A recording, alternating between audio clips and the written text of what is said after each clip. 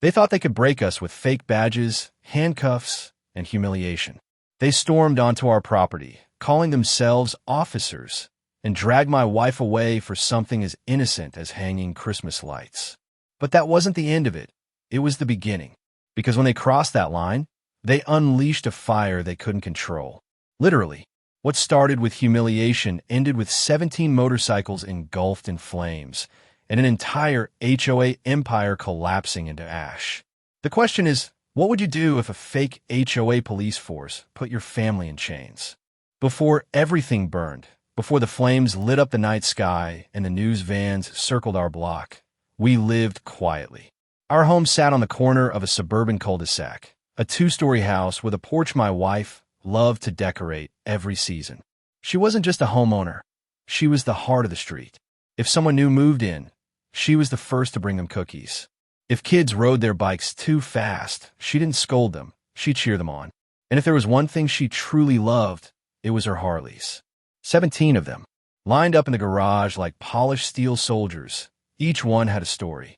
One was her first paycheck splurge. Another was the bike she rebuilt by hand after an accident. Each had chrome that gleamed like a mirror and paint jobs that looked like liquid fire under the sun. They weren't just machines. They were her pride, her passion, her freedom. Life in the neighborhood seemed normal, at least on the surface. Perfect lawns, freshly painted shutters, mailboxes standing in military rows. But under that perfect surface was the HOA, always watching, always waiting to pounce on anything they deemed unacceptable. A trash bin out too long, a fence an inch too high, even chalk drawings on sidewalks. Still, we played by the rules, mostly until the night my wife hung Christmas lights. She loved the sparkle of holidays, the glow that made the neighborhood feel alive. She strung the lights early that year, weeks before anyone else. It was harmless. It was festive. But to the HOA, it was a violation. And that violation was about to ignite the ugliest fight of our lives. It started with a letter, a plain white envelope tucked under our door. Remove the unauthorized lights within 24 hours or face fines. We laughed it off. Lights? Really? But the HOA didn't laugh. The next day, another letter came. Then a fine. Then 2 fines. And then something darker. Late one evening, as the lights twinkled across the porch, 2 men in uniforms marched up the driveway. Badges glinted under the glow. They didn't knock. They didn't ask. They yanked my wife's arms behind her back, slapped on cuffs, and told her she was under arrest. For Christmas lights. Neighbors watched from windows as she was shoved toward a black SUV. My heart pounded as I demanded to see a warrant. One of the men flashed a badge and said, HOA enforcement. That's when it hit me. They weren't police. They were imposters. The HOA had created its own fake cop squad. The humiliation burned deeper than the handcuffs digging into her wrists. They paraded her like a criminal, her face twisted in pain, while our neighbors whispered and recorded. I knew then they had gone too far. The days that followed turned into war. Fines stacked higher. Letters arrived daily.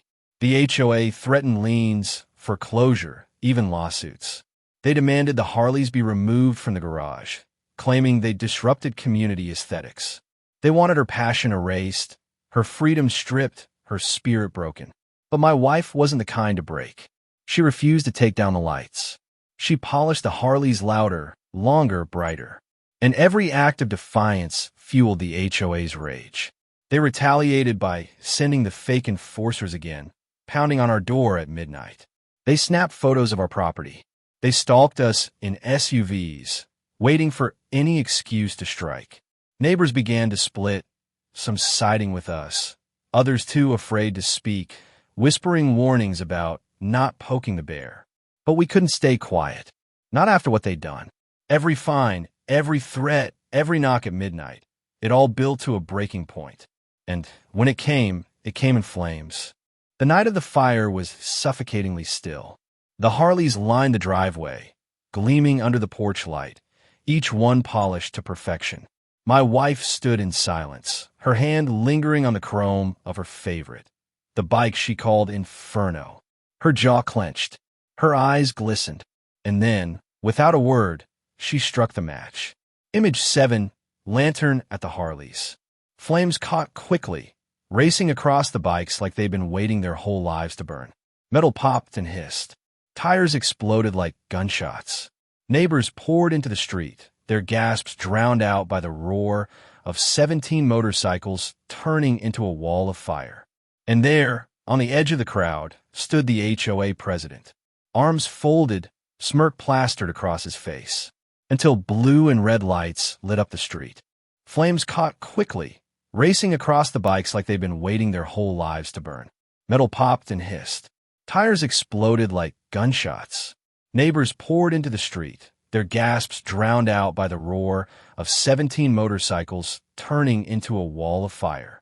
And there, on the edge of the crowd, stood the HOA president, arms folded, smirk plastered across his face, until blue and red lights lit up the street. The real police. They shoved through the crowd, demanding answers. My wife stood tall, cuffs still scarred into her wrists from weeks before.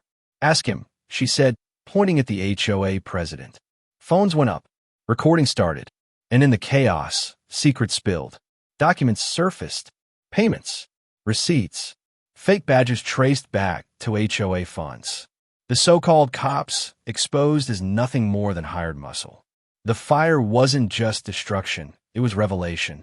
The HOA president's smirk dissolved into panic as neighbors turned on him. Shouts of fraud and tyrant filled the air. The crowd that once whispered now roared with fury. The flames reflected in their eyes, not as destruction, but as justice. That night was the turning point. The HOA had abused power for too long, and the fire became the match that lit the end of their reign. But the war wasn't over yet. The morning after, the neighborhood was blanketed in smoke. The Harleys were gone, reduced to twisted steel and blackened rubber. But in their ashes rose something stronger than any machine: the truth. Videos of the fire spread online like wildfire. News anchors called it the Harley Inferno. Headlines screamed, HOA tyranny exposed. The fake cops were unmasked, their lies broadcast for the world to see. Neighbors who had once been silent found their voices. They shared stories of intimidation, fines, threats. One by one, they testified against the HOA. A week later, subpoenas arrived. Fraud, misuse of funds, impersonation of officers. The board was dragged into court. And this time, it was their turn to be humiliated.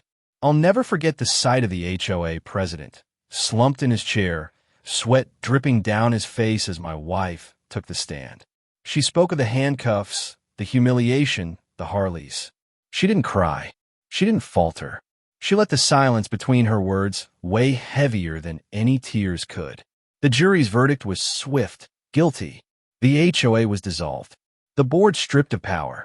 Their names forever tied to corruption and abuse. In our neighborhood, it changed overnight. Lawns grew free of fines. Kids played without fear of citations. Homes bloomed in colors never before allowed.